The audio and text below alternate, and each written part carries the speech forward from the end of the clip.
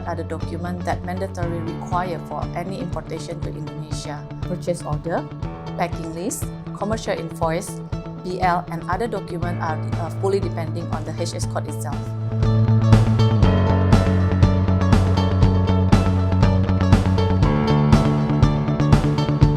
It is very crucial to know what are the HS code of the cargo that you want to import to Indonesia, because based on the HS code, it is required to check the acceptance of the cargo itself in Indonesia and what are the permit required for the importation.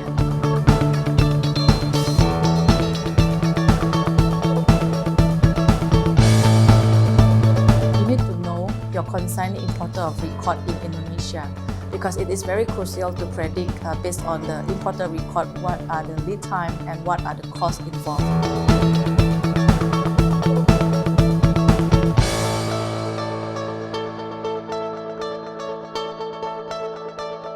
In Indonesia, manifest must be submitted before the aircraft or vessel berthing to the port.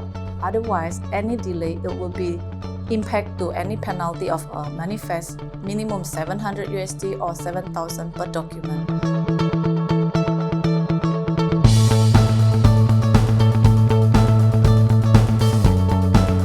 All documentation for importation must tally with all import license, importer tax ID, as well as the permit. Otherwise, it will be impact to penalty, amendment, or most possible as well for detained cargo.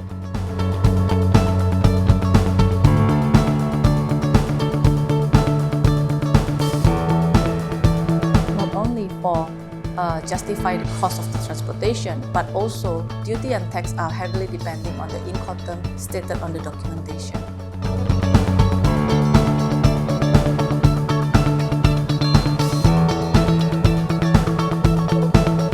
Last but not least, appoint fully compliant logistic partner in ensure supply chain efficiency in logistic costs and time.